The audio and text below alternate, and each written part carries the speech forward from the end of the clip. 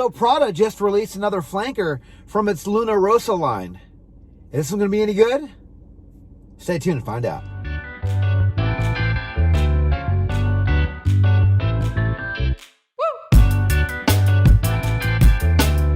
Alright, so today's video is going to be another unboxing, first impressions, and update video. This time I come from the house of Prada. It is their latest release in their Luna Rossa line, Ocean. So Luna Rossa Ocean from the house of Prada is a men's aromatic fougere fragrance released in 2021. The noses behind this fragrance are Anne Filippo and Carlos Benem, and is an eau de toilette concentration. All right, let's check out this presentation. All right, so here's the box for Luna Rossa Ocean. If you guys are familiar with the line, this does resemble the other boxes from the line. This one just happens to be blue up top, like a navy blue. Kind of goes down to a dark navy blue. If not, it's just like a black. But it does have this nice Prada red little piping here going up to the top. Other than that, not too much going on with this box. Let's check out the bottle. All right, so here's the bottle for Luna Rossa Ocean. Again, if you guys are familiar with the bottles from this line, this one does pretty much look like the other ones. I want to say the carbon was the only one. It might have been a different one, but if not, it was the carbon one that has sort of a metal sort of kind of casing that came around it. But overall, this is pretty much the same bottle. It does come with this plastic, kind of goofy looking, kind of cheap looking, honestly. I don't really like these on fragrances, but I guess it does keep it from spraying on its own. I would like to see a little locking mechanism on this cap somehow, or on this button. But yeah, overall, not a bad looking bottle. I do like the color. But yeah, so overall, not a bad looking bottle. This is 100 ml, and this fragrance costs $98 before tax. So here are the notes for Luna Rossa Ocean. In the top, we have bergamot, artemisia, and pink pepper. In the mid, we have iris, lavender, sage, suede, and saffron. And in the base, we round things off with patchouli, vetiver, musk, and caramel. Yeah, so I do have a little bit of experience with the house of Prada, and I have tried a lot of them from the Luna Rossa line. I did like the original Luna Rossa, and I think I liked a couple of the extra flankers that came out soon after the original release. But the most recent one that I liked was Luna Rossa Black. I think that was like a kind of a smoky tonka bean fragrance that I had in my collection for a while, but I did move it out to make room for some other ones, and I might add it back again here this fall.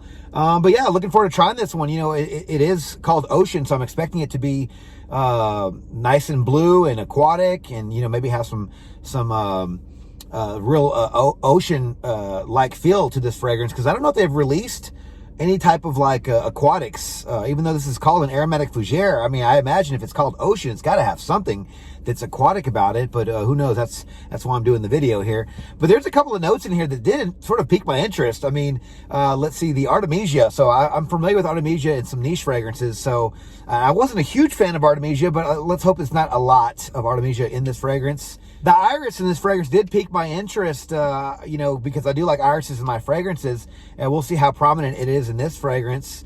But mainly it was the caramel that was in the base that really confused me. I mean, I don't really know where this one's going to go. I mean, it's considered an aromatic fougere, even if it is sort of a barbershop type of fragrance. I don't really know where they're going to stick caramel in there. And even if it ends up going down the aquatic route, where are they going to put caramel? Who knows? Maybe it's going to work. Obviously, Anne Filippo and Carlos Benem, they're very good at what they do. They've had their hands in quite a few fragrances over the years. So looking forward to trying this one. So let's give this fragrance a first impression. Here we go. Clean hand, couple sprays. Good sprayer, a lot of juice. Okay. Definitely getting the lavender. It's very sweet. Yeah. Kind of has a, well, this is a designer house, but this is definitely a opening that I've smelled before. This is only the first couple of seconds here. It's very mainstream. It's sweet. It's got the lavender. It's citrusy. Like the pink pepper is really giving it some pop, mixing with that bergamot. So it's nice and fresh and zesty. The pink pepper, it gives it some spice. The lavender is definitely very heavy in this. Not your typical lavender you get in niche fragrances. I mean, because that's very pure smelling lavender. This is just the kind you get like in these fougere type fragrances. But I'm definitely getting a bit of a blue feel with this one. I'm getting a bit of a aquatic feel with this one, just a touch. There's no mineral notes yet. There's no really a lot of blue notes. I'm getting something in this that's giving me that touch, though. But it's definitely not moving towards like all barbershop. Maybe it's just a classification because of the notes they use. I think they have to say it's fougere because there's lavender in this. Again, correct me in the comments, guys. I'm not an expert at these things. I just try to follow along over the years of just trying these things and what I kind of read online. But I'm getting a bit of a dryness that sort of lends it down in that ocean department, if you will. This is a pleasant smelling fragrance. It's definitely getting sweeter. It's getting a little warm. Maybe that's from the caramel. I'm not really sure. But I am getting a bit of a minty vibe now. It's almost, there's no mint in this. Something in this is giving it a bit of a minty type of vibe. I'm not really getting the Luna Rossa or Luna Rossa, however you guys pronounce it. I'm going to say Luna Rossa. I'm not really getting that DNA in this one. It has been a while since I've tried the original, so I could be wrong about that, but I'm not really getting that DNA. But I will say, this is a pleasant fragrance. Have you smelled this sort of before? Yes. You know what I am getting? I'm getting a little bit of that smoky bit that the Luna Rossa Black had. Again, it could be nothing. It just could be, something I'm getting, and I'm sort of trying to connect the dots with those two, but maybe it's not. Maybe they're not trying to make those smell similar. Yeah. So, before I go and wear this one throughout the day and over the next few days, I will say I'm still getting citrusy, dry, almost salty dry, zesty pink pepper, creamy citrus with the caramel. I'm guessing it's the caramel. I could be wrong. With a touch of that iris. And it's a little minty. It's something in this is giving it a bit of that cooling, the cooling touch to my nose when I'm breathing in. It's giving me a little bit of a mint feel. But I like this fragrance. This isn't a bad fragrance. It's not a bad release from Prada. It is a toilette, so I'm a little upset by that because I'm hoping a lot of these new releases these days are becoming eau de parfums. But then again, they, if one's a hit, they'll just release an eau de parfum version later, and it's just more money for them. I get it. But yeah, this fragrance smells really, really nice, and I'm really looking forward to seeing where this one goes because right now, this smells fantastic. This does really smell fantastic. And I can't say it smells like anything right now. It sort of smells like it has its own thing going. So that's exactly what I wanted. So guys, I'm going to wear this fragrance today. And over the next few days, give you guys an update shortly. Talk to you then. All right, well, I'm back with my update for Luna Rossa Ocean from the House of Prada. Yeah, so I spent the last few days with this fragrance, but I do got to say this fragrance isn't my favorite. It smells really nice, don't get me wrong. Very sweet in the opening, very fresh. I did mention it had almost like some saltiness there. A little bit of blue, wasn't as blue as I was hoping it would go. A little bit aquatic, wasn't as aquatic as I was hoping it would be. What I really got was a lot of the fresh citrus notes, the bergamot. I got the pink pepper that was very spicy and fresh. Got the lavender, they give it a little bit of that sweetness as well. Got the vetiver. I wore this to lunch today, and Brandon did say this reminded him of Dylan Blue. I've only smelled Dylan Blue a couple of times, but I will say that I agree with that take, and a lot of people online actually said this was sort of a cross between Dylan Blue and Bleu de Chanel. I didn't really get the Bleu de Chanel take. There is vetiver in this, but it wasn't heavy on the vetiver like I get from Bleu de Chanel. So with that, I will sort of lean towards maybe more the Dylan Blue side of things, but this one doesn't have a lot of the loud ambroxan note. I don't even think there is ambroxan in this. It doesn't really have that note. It just has a little bit of that mainstreamness. Brandon did say also that it smelled mainstream. It smells like something he smelled 1,000 times before. I will agree with that in the sense that this is a designer release. Not surprised that this does smell like this. Kind of had an Invictus Aqua opening, and I know that I say it all the time, and I'm tired of saying it, but it is true. I mean, it's unfortunate, but these companies do sort of copy each other. They know what sells, and if you can sort of start off fresh like that and a little sweet, then you sort of move on from there, then you're probably going to have a hit. This is a nice smelling fragrance, though. Don't get me wrong. The only problem was I've just smelled it before. Longevity for this fragrance was about average for an eau de toilette. I got about 6 hours with this fragrance every time I wore it. And like I mentioned in the first half of the video, if this one is going to be a hit, they'll probably just make a stronger version, like extreme version, intense or something, of this fragrance in the future, just to kind of, I guess to kind of get more sales with this DNA. But yeah, Eau de Toilette, I imagine I was going to get 6 hours, and I did.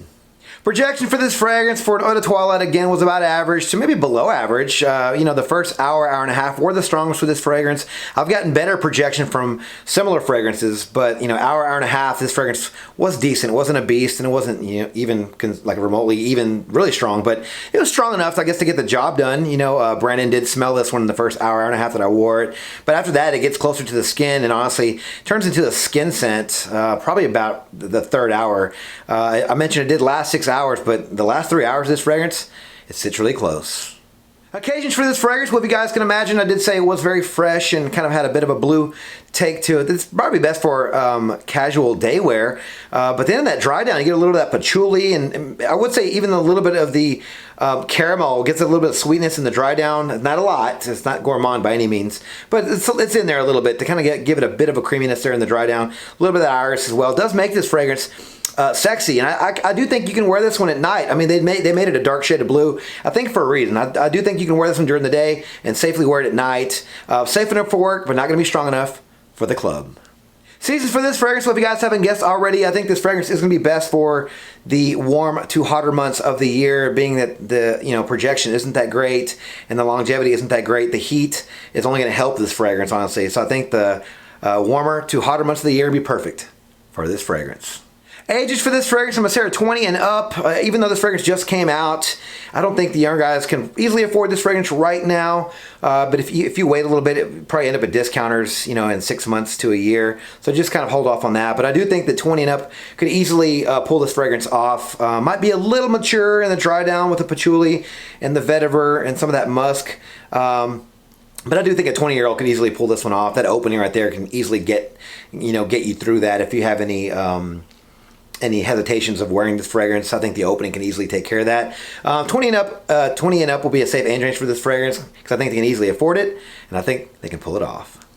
So overall, I do like this fragrance, but it's not my favorite. I think you guys should go out and try it and go to the mall, give it a couple of sprays on the arm and walk around with it. I'm not going to say go out and blind buy this one. This one does smell similar to other releases. Not exact by any means. I think it does have its own DNA. I think it has its own thing going, but not enough to say, wow, this is definitely breaking the mold of things or is definitely going away really far away from other fragrances that have been released before this one. But I think you should try it because I think if you liked some of those fragrances like the Dylan Blues and the Bleu de Chanels, or just the Invictus Aquas, or just anything that leans in that category, I think you should give this one a try because who knows, maybe you'll like this one better than those. Maybe this fragrance has something that those fragrances lacked in. So this is what I'm saying. I think you guys should try it. It's in my best interest to try every fragrance, honestly, because I like talking about fragrances. It's kind of what I do usually for a hobby. But if you guys are just consumers out there and you guys just want to buy a fragrance, this will be one you want to try. I think it's very mass appealing. I think it's pleasant. You're not going to offend anybody with this fragrance.